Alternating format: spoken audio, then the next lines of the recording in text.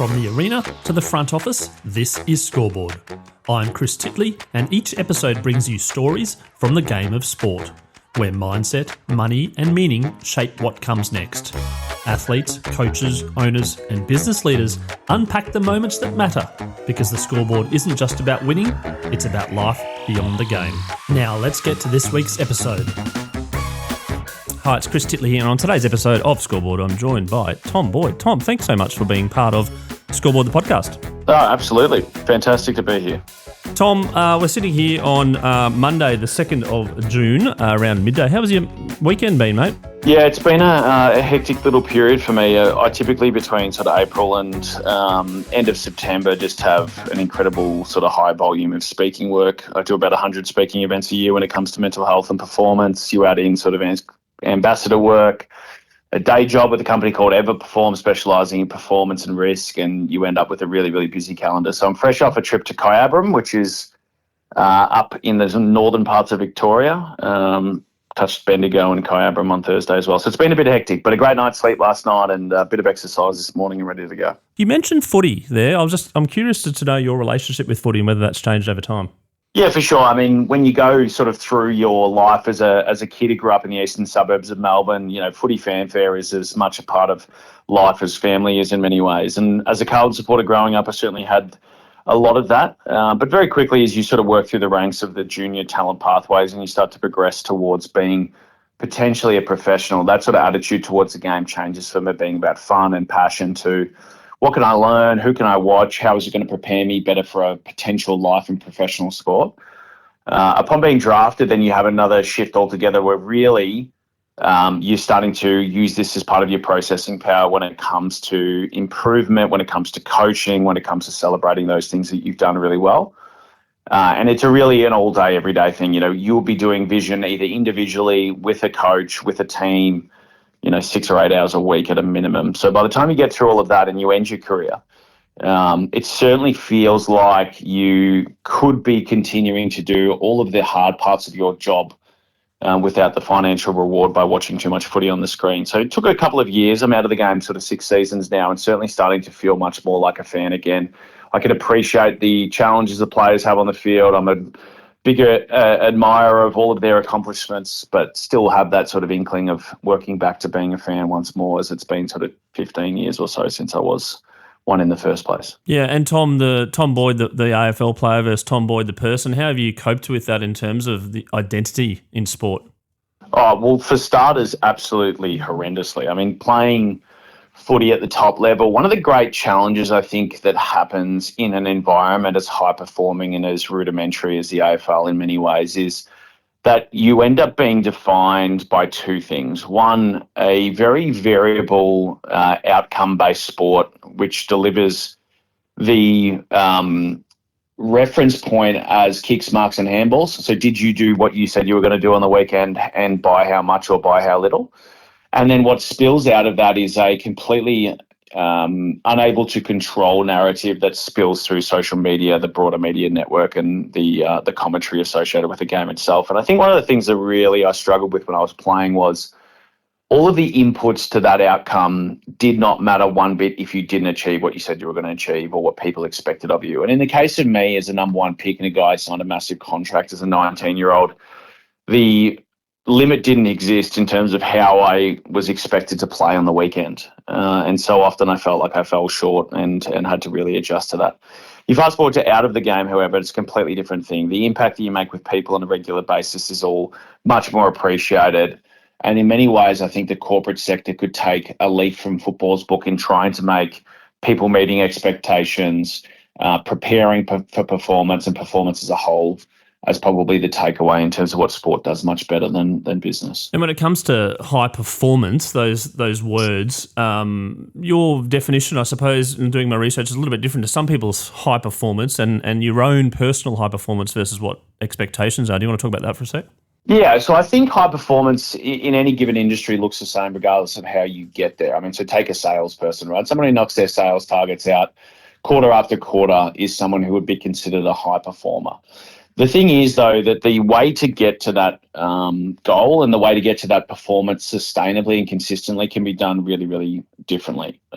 When you're preparing to deal with any adversity and get through any stressful period, you can do one of two things. You can learn habits that will keep you there for a long period of time. You can do it the right way in short terms, or you can do it the wrong way. And you can learn habits that will sustain your performance for a short period, but often end up being the tail of why people suffer things like burnout, fatigue, and obviously the more significant mental health components that spill out from that later on.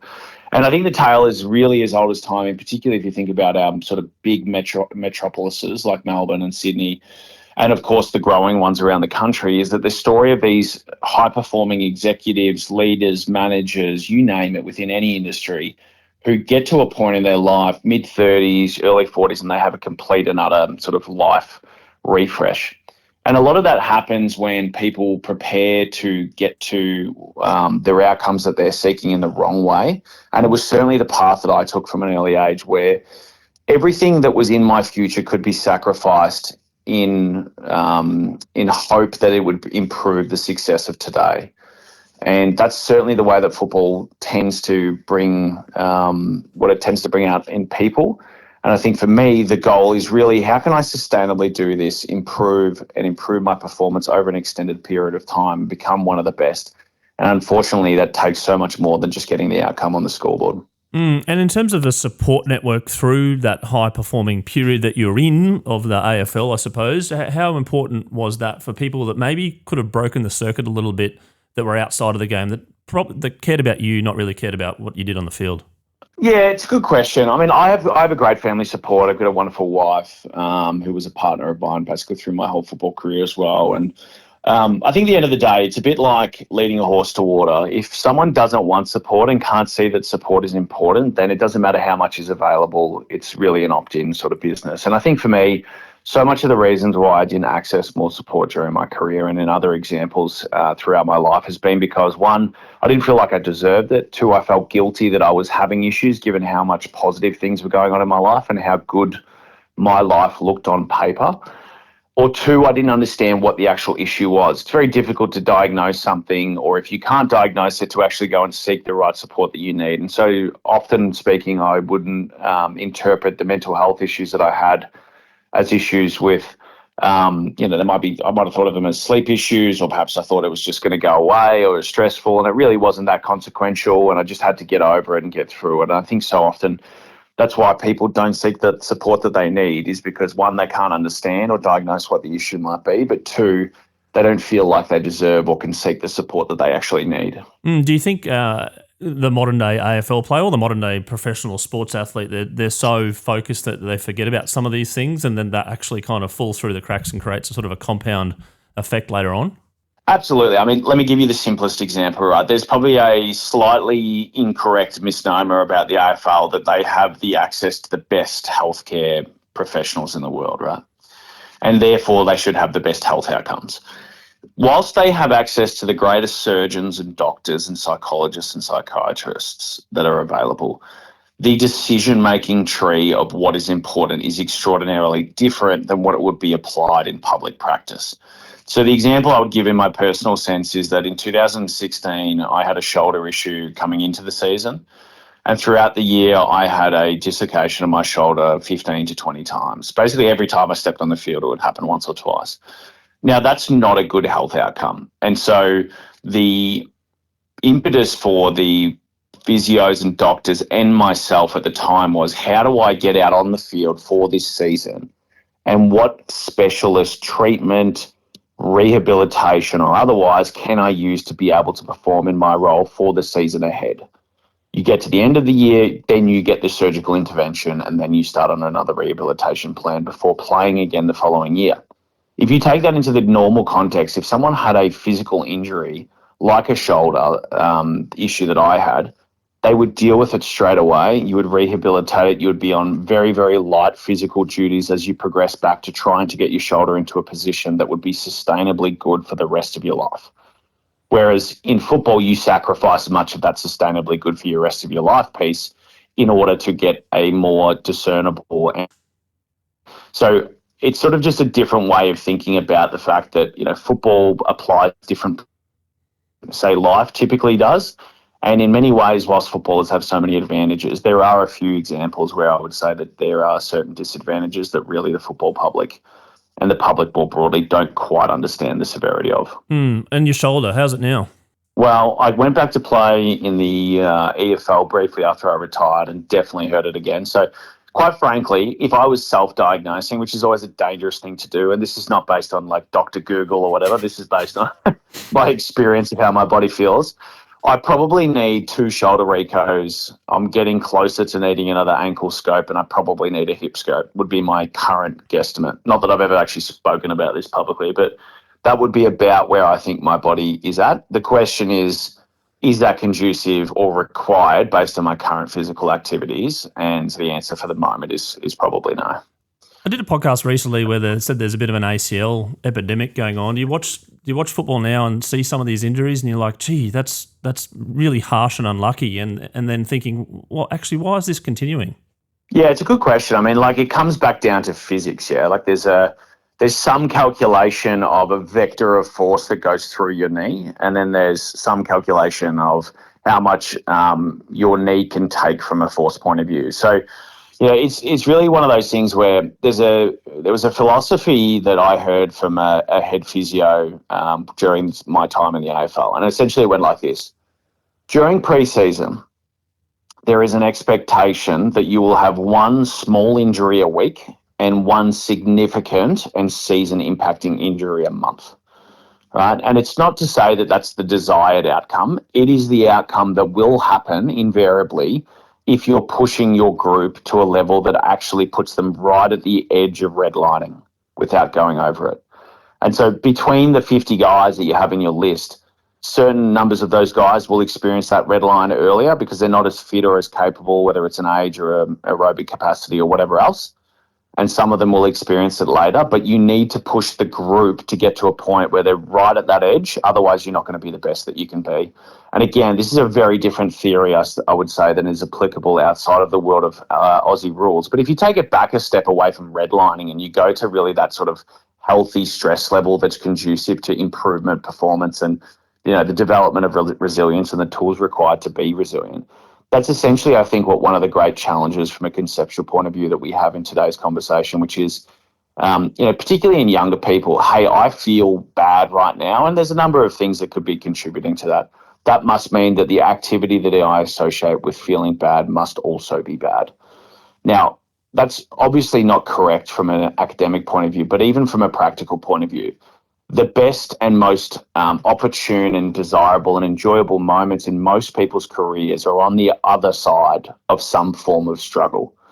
And I think in today's day and age, we so typically see, hey, let's focus on the outcome that we're trying to accomplish rather than seeing really this struggle along the way to get there as the bit that you do all of the learning, you develop all of the fulfillment and satisfaction that you're ultimately trying to seek. And then the actual outcome itself ends up being sort of an extra cherry on the top. Let's speak of that outcome for you and what drives AFL teams now and players is a premiership and multiple premierships, I suppose, or a legacy in some instances, which is very, very rare. Making a grand final is very rare. Winning a premiership is very rare. But the outcome that you got in 2016 of the Western Bulldogs was a premiership. And you talked about the struggles along the way. Can you talk about that day now looking back and obviously the emotions that were there? I'm not saying like it was happy or sad. I'm curious as to know, based on your comments before about the struggles to get there and the outcome was a bit, Yeah, so it's a great question and certainly not one that I shy away from. I think there's been sort of a growing group of older players who have come out more recently in a really, I would say, positive movement to share the issues that they face. And I remember hearing a couple of guys talk about how even when they were doing X, like they were at the height of their game, they had these really sort of negative emotions attached to them, and that wasn't the case with me. The trickiest part about trying to explain to people the issues with mental health in the method, or I suppose the journey that I had, is it's not linear and it's not this really simple process of, hey, football going good and mental health going bad, because it'd be way easier to explain if that was the case, and then you'd imagine that building interventions and altering the course would be simpler as well. But like anything, throughout the period of 2014, 15 and 16, I had huge issues off the field. But that wasn't to say that there wasn't really good moments. And in fact, the really good months that I had certainly contributed to me basically going, oh, well, it's all behind me now, so I can forget about it and hope that it never comes back. And one of those great periods was the final series in 2016, as well as obviously the 2016 premiership more specifically. And I remember waking up that day after going through an incredibly tough preliminary final against GWS up in Sydney the week before. And I remember talking to my dad at about, must have been 10 o'clock in the morning, because one of the things that happens on grand final day is you get there like 3 hours before the game. It takes you an hour and a bit to get in there, which normally takes 15 to 20 minutes for me. And there's this whole big process. So you have almost like 5 times as much time to mull over what's about to happen. And what's about to happen is the scariest possible moment, as well as the most exciting moment you can possibly have, I would say, in Australian sport. And talking to my dad beforehand, he's a hero of mine, probably the number one person, definitely the number one person who's shaped my life. And it was like in that moment he ran out of advice for me. He was just like, well, I guess we'll just see how we go. And That's honest. That's really, as silly as it seems, that was kind of the mindset that I took into it, which was 99.99999% of everything that I could do to play well today is out of my control already. And now it's about going, this is a once-in-a-lifetime experience. Let's just make the most of it. Like, there's no point sort of procrastinating or hyperfixating, which I'd done in so much of my career. This was the moment in time I felt the most liberty, and I think my performance matched that. And I think the other thing that I'll make mention of at this time is that so much of the emotion that I attached to that day was actually developed subsequent to the game and the day itself, because as a 21-year-old, there's only so much appreciation you can have for a club and a people like the Western Bulldogs supporters and what they've been through over a long period of time. But what you can have an appreciation for is the adulation and those types of things on the day. And so what's happened since is you get really that respect and gratitude for what we were able to do for those people, because the history of the club has been one that's been mired with successless periods, challenges, club going broke and into administration and so on. It's been a painful process being a Bulldog supporter, and we were able to create a bright spark in what's been a difficult history. I had a chat to Dale Morris on my podcast, and he talked about visualization. Were you a visualizer? Did you get out there and go, right, this is what's going to happen and this is what I think, I'm going to do? Yes and no. I'm a very literal person and a chronic high volume thinker. So I consider pretty much everything that can possibly happen, good and bad. But not so much. It wasn't so much a big practice of mine to go out there and try and like imagine winning. And I dabbled in everything over the years, but I think for me it was more about getting a really clear understanding of what good looks and feels like for me, and rather than the visualization as a key aspect by itself. And Dale did that tackle, you kicked that goal. Looking back at a YouTube clip now, if someone shows you that, what do you think?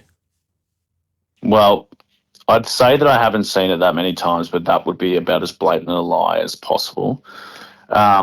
I watch it probably, I don't know, it probably gets sent to me 1,000 times a year, in particular around finals time. It's part of the keynote speaking that I do as a frame of reference to say, hey, look how good everything looked on TV, but here's the rest of the story. So I see it a lot is my point. And I think, again, to refer back to my previous answer, there's 2 parts to it. One, it's an absolutely unbelievable goal that, if you gave me 10 shots at it to do in that moment in time, would I kick 10 of them? No. But having said that, that's not to say that that moment in time is reflective of a fluke or anything like that. I'll give you a reason as to why it's not. In every single training that I ever did, from the ages of 12 to probably, that game at the very least, and certainly beyond it, the coach brings the team back into the middle of the ground between drills, right? So the coach goes, great, drill's done, come back to the middle, let's chat. And at every opportunity that I could possibly muster, I would go and get a ball before going back to the middle of the ground, so that after the coach finished addressing us, I could kick a goal from that exact spot. And everyone who could kick the ball a long way did that. The Matt Sucklings, the Tom Campbells, the Stewie Cramerys, the Bonts, we all did that, because it was a way of getting that type of shot in and a little extra that you could add in over the years. And that's why by the time that I had that shot, I'd had that exact kick, hundreds, if not thousands of times over the course of my lifetime. So that's number one.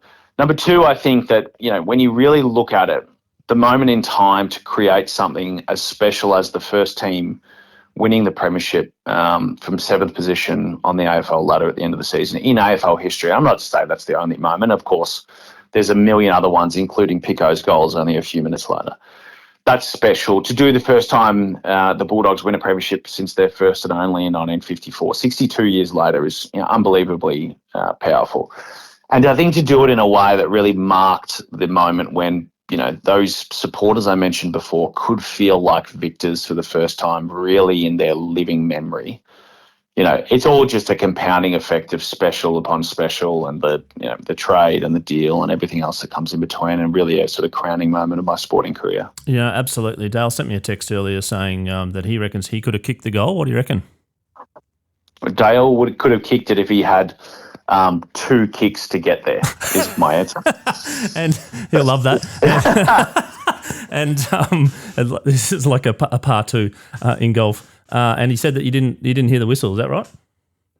Oh, of course not. They actually, and there's 2 absolutely clear reasons. One stupid and one real. The first one, the stupid one, is I'm far too tall to take advantage, and I've been abused for that before. So I wasn't doing that off a ground ball in the middle of the field, let alone if I'd actually heard it. Number 2, if you actually watch the game, there's a moment where Gary Rowan marks the ball at the other end of the ground. I don't know, maybe it's in the second quarter or must be earlier than that.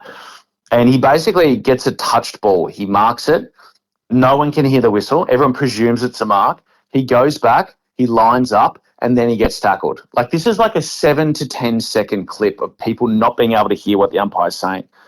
And my point being is that it was so incredibly loud in that place, even prior to the goal, that you couldn't hear anything. And the absolute shaking of the stadium after that goal went through was just, breathtaking. And we're coming up to 10 years, and you talked about high-performance sport and it's changing, and it's almost to a point, potentially, I think you might have mentioned something like unsustainable demands in your point in time. Is there a circuit breaker? You also suggesting about a mental health round. Can you talk about the advocacy for that and also some change along the way as professional athletes come in and come out of the system?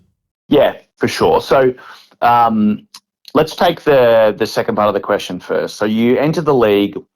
There really was no conditioning concept of how to manage life as an AFL footballer before I arrived there. So I think there's sort of the skills part. So do you have the skills to manage stress? Do you have the skills to talk to a psychologist or whoever else in your life, for that matter, who supports your mental state? Do you have certain things in your kit bag from a structure, process and tool point of view to deal with difficult periods of time? That's like one half of it. The other half of it is the application of all of those things. So the example I would give would be, what's it actually like to be selected in the draft and to walk into a senior footy club like an AFL one at any one period of time? Really interesting experience, completely different to anything you've done before. What's it like playing your first game? What's it like dealing with the media? What's it like dealing with the social side of things, the social media, the expectations? A lot of this you have to learn, but there was really no developmental frame of what's actually being experienced. What tools should I have available and when would I like to use them? And really setting players up for success as they lead into the league is number one. Number two would be how to actually transition players through and out of the game more effectively, because I frankly don't think it's done to the degree that it could be. And in many ways, I don't think it's done to the degree that it should be. As good as the AFLPA are at many things, and I commend them for so much of what they do, this is the real sticking point for me, because you asked me a question about identity earlier. It's not necessarily something that I've grappled with post-footy, but I made the decision to move on. I made the decision to move on in the way that I did and towards the goal that I had, which was working in the mental health space and supporting the people and process and the communities associated with football and also more broadly with business and in Australia. That's what I wanted to do. So identity wasn't a factor as much leaving the game as it is with so many people. So there's a lot of work to be still done in that space. And I would argue connecting the dots between the entrance to the league and the dots through the league and out of it is the number one ticket item that should be on the AFLPA's agenda in terms of improvement. The secondary part of the question, or the first part that you asked, was what about this mental health round? So there's a couple of layers here. First and foremost, there is two major criticisms of a mental health round that's dedicated to AFL and an AFL round dedicated to mental health. The first is, why haven't the AFL done this already? All right. One, from an attitude point of view, that doesn't make any sense, right? If you ever want to solve a problem, the first question is not ask, oh, this is not fair, it's not done yet. Go and do something about it. That would be my first remark. The second part is that from a practical point of view, the AFL is not incentivized to do anything other than to pump out games, create media attention, and to recoup the revenue associated with it through their collective bargaining agreement, and to use that to grow the game of AFL for a future succession, not only within the league, but also to grow the game more broadly. That's all that matters to the AFL. So until they are pressured to change and pressured to bring something to the forefront, they will not do it. So that's the second part. The other criticism is we need more action, not awareness. Well, frankly, the response to that is pretty simple. Any problem that you have in your life, if you do not focus on it, you will not improve it. Anything you put on the back burner from a focus point of view typically gets worse, not better. And the number one thing that these program-based organisations who do fantastic work in the community have been crying out for is, one, we need more funding, and two, we need an attention. We need the attention of people so we can make an impact with the work that we do. So my perspective is the AFL mental health round achieves those things in droves, and it does it in three separate buckets. Number one is the mental health rounds needs to seek to reinforce why we are in this fight and what's important, who we've lost, the issues that we face, and the problems that we need to solve. The second thing that it needs is a real ability to not only celebrate the things that have been accomplished through the AFL community during the year, but also to, in a way, hold account the AFL for actually doing those things in the first place. Think of it as sort of the performance review, if you will, for want of a better term, for the AFL on this topic. And the third thing is to reinforce. The third thing is to reinforce exactly what needs to happen next and what problems will be solved in the near to medium future. That's the role of the mental health round, and I appreciate that was a bit in that, but no, for sure. Yeah, no, I think that's mate. You're mapping it out and you're clear in terms of what is achievable and all the questions that people are going to ask. Oh, stop! No progress, etc. And you've nailed that. I've got one final question for you, Tom.